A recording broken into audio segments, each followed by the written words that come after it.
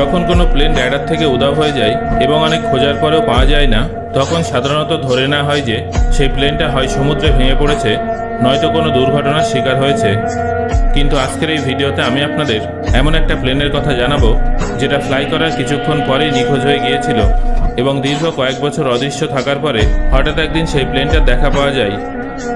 এই ঘটনাটার পর স্বাভাবিকভাবেই অনেক প্রশ্ন উঠে আসে যে এত বছর ধরে সেই প্লেনটা তাহলে কোথায় ছিল, আর সেই প্লেনে উপস্থিত যাত্রীদেরই বা কী হলো।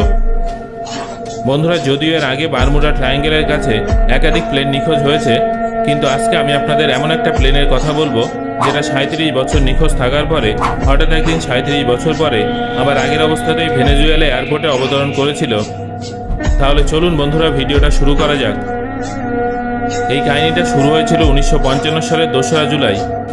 ডুগলাস DC-4 নামের একটা প্লেন, যা ফ্লাইট 914 নামে পরিচিত ছিল, সেটা নিউ ইয়র্কের একটা এয়ারপোর্ট থেকে মিয়ামির উদ্দেশ্যে রওনা দিয়েছিল। গন্তব্যে পৌঁছাতে আনুমানিক 4 ঘন্টা সময় লাগত। এই প্লেনটাতে 60 জন যাত্রী এবং 6 জন ক্রু মেম্বার উপস্থিত ছিলেন। তবে মাঝপথে প্লেনটা র্যাডার থেকে উধাও হয়ে যায়। অনেক অনুসন্ধানের পরেও প্লেনটার কোনো খোঁজ পাওয়া যায় না। তারপর সেটাকে মিসিং বলে ঘোষণা করে দেওয়া হয়েছিল এবং ডুগলাস DC-4 এর কাহিনী ইতিহাসের পাতায় চাপা পড়ে যায়। তবে 1992 সালের 21শে মে ভেনেজুয়েলার রাজধানী কারাকাস এয়ারপোর্টে এমন একটা ঘটনা ঘটে যেটা সবাইকে হতবাক করে দিয়েছিল। এয়ারপোর্টের ক্রু আকাশে একটা প্লেন দেখতে পায়, কিন্তু আশ্চর্যজনকভাবে সেই প্লেনটা এয়ার ট্রাফিক কন্ট্রোলের র্যাডারে দেখা যাচ্ছিল না। এর মধ্যে সেই প্লেনটা এয়ারপোর্টের কন্ট্রোল রুমে যোগাযোগ করে, আর সেখানে উপস্থিত একজন অফিসার, যার নাম ছিল জুয়ান ডিলা কোর্টে, তিনি এই ঘটনাটার সাক্ষী হয়ে থাকেন।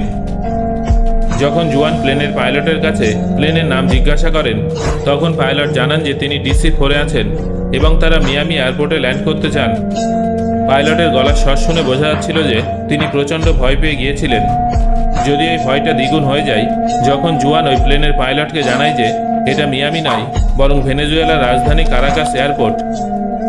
মানে DC-4 তার গন্তব্য থেকে 2200 কিলোমিটার দূরে ছিল। সেই সময় প্লেনের পাইলট এটাও জানতেন না যে তারা 37 বছর পরে ভবিষ্যতে চলে এসেছেন। যখন পাইলট জানতে পারেন যে তারা মিয়ামির পরিবর্তে কারাকাস এয়ারপোর্টে আছেন, তখন প্রচণ্ড ভয় পেয়ে যান এবং কারাকাস এয়ারপোর্টে ল্যান্ডিংয়ের অনুমতি চান। অনুমতি পাওয়ার পর যখন DC-4 এয়ারপোর্টে ল্যান্ড করে, পাইলট বাইরের দৃশ্য দেখে অবাক হয়ে যান।